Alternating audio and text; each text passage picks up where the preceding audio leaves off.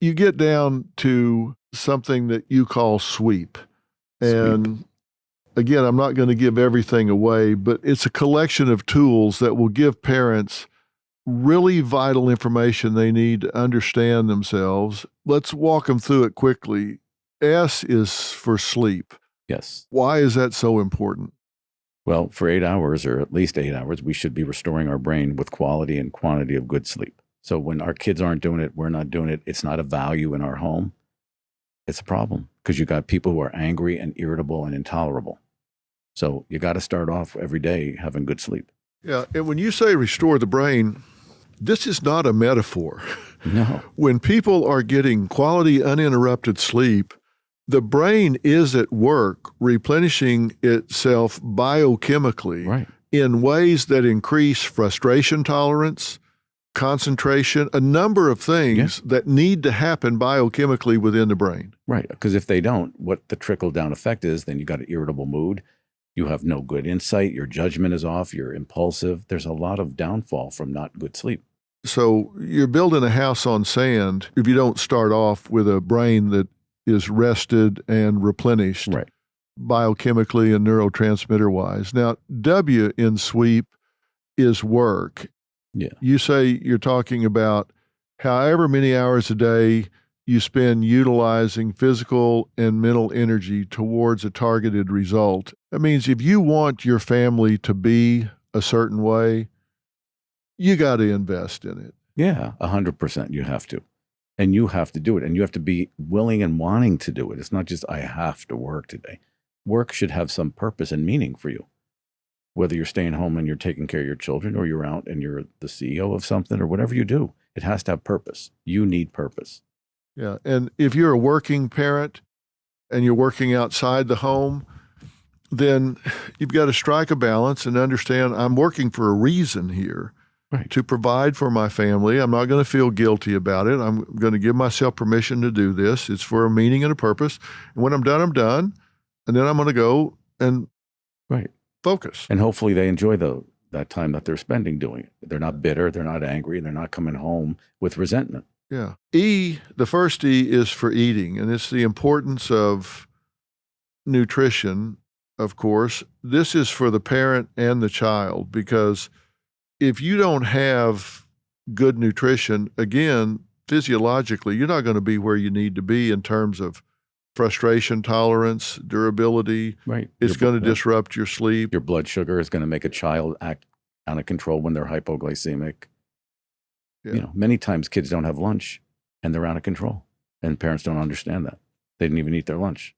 And then emotional expression is the other E. And you say, for a parent to be emotionally healthy, they've got to really turn their ear inward and be in touch with their thoughts and their feelings. Correct. And find an appropriate way, not yelling, not screaming, not stuffing down, but an appropriate way to give their feelings a voice. Right. I tell parents, like, you should have 50% come from your head, 50 from your heart, and it should meet and come out your mouth. Everything has to have a thought and a feeling, and communicate it, deal with it. And show your children by role modeling. That's how you emote.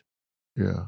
Now, P is for play. And you say this doesn't get enough attention. I think particularly right now, with anxiety high, with depression high, loneliness at all-time high levels, it's important for people at any age, adults, if there's a grandparent in the home, there's got to be some time where you do some play because it's cathartic. It lets things go. It's self-soothing. You need the tools to be able to take care of yourself. Like when you have a child in a crib, you want them to learn to soothe themselves to sleep instead of having to, cry themselves to sleep. Well, you're teaching yourself with hobbies how to soothe yourself. That's why there are things you do by yourself, things you do with others. But on a rainy day, you need a soothing hobby. It's life-saving. It really is. Yeah. And some of that play that you do together, you just need some time to be kind of silly, Of course. with your kids. Right. If your kid tries to make you laugh. For God's sakes, yes. That's a gift. Yeah. They want to tell you how they love you. They want to tell you, am I good enough? Laugh. You're doing them such a world of good. Their self-esteem, their self-worth, and then they see you smile. Yeah. It takes 1,000 attaboys to erase Yes. one. You're not good Yes. enough. Yes. I mean, that's the other thing at DCFS. I saw a lot of kids when I'd walk into these homes who they were the parents and the parents were the children. And they were doing anything they could do to make their house work. These poor kids at 5, 6, 8, 10, 12. And really, it should have flipped. And so that was my job, to flip it without having to break them up. Yeah. It's really sad sometimes when parents communicate to their kid that they're disappointed Right. in their child. That's so painful. Right. And most of the time, it's them disappointed in themselves. So take a look inside and you can change a lot of that. And then you have a different outcome with your kid. You talk a lot in the book about having a framework for the family, having guardrails, and having some definition about values. You really need to know who your family is and what that family name stands for. That's critical. Yeah, absolutely. I mean, what's the point of having a family then? It's just a group of people hanging out together then. If there's no purpose and no cohesiveness and no focus, what do you stand for? I remember when Jay was, I guess he was in 7th or 8th grade, and he had a friend over, and Jordan was 7 years younger, so he was maybe 4 or 5, and of course he wanted to follow his brother around all the time. And Jay's friend was over, and Jordan went to go get something or whatever, and his friend said, "Hey, quick, let's run in here and close the door and hide, and he won't find us." And Jay said, "No, we don't do that." Right. That's a family value. He said, "What do you mean?" He said, "Well, we just don't do that here. That would be mean, and that would upset him, and we just don't do that here. We don't treat each other that way." Right.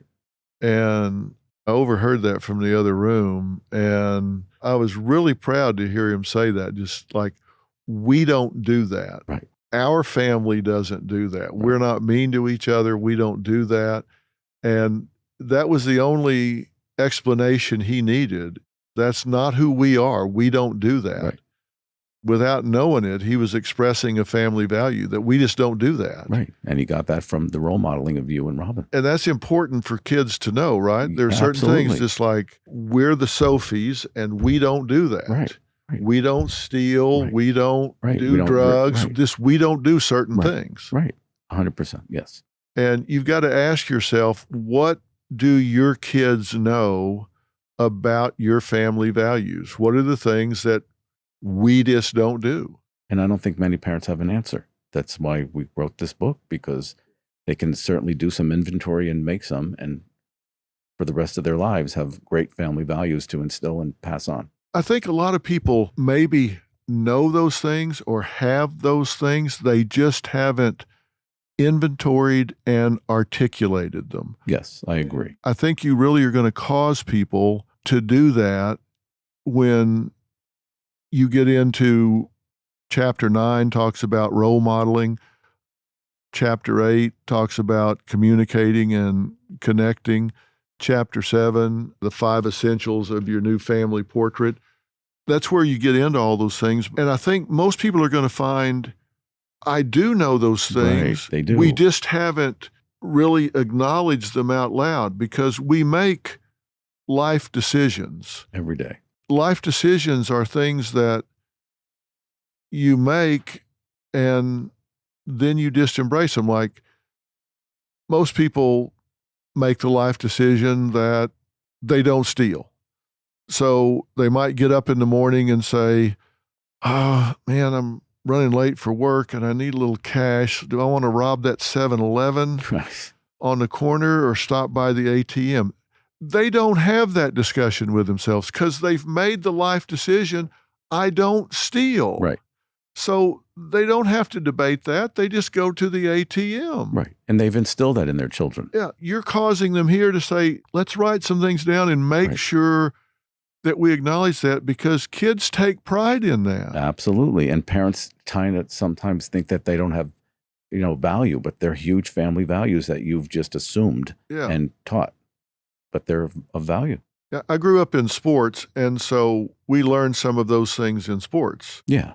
that we Yes. hustle, we Yes. give 100%, Yes. we support our teammates, we show up to practice on time. They're values that you learned as a team, so you incorporate those Right. things. That was important for me because my dad was a drunk, so he Yeah. didn't go into a lot of that kind of thing. So you get them somewhere, but parents can give those things to their kids. And they do a lot of times without even knowing, just Yeah. by role modeling. And you spell it out in here, and you're going to cause them to do these things on purpose.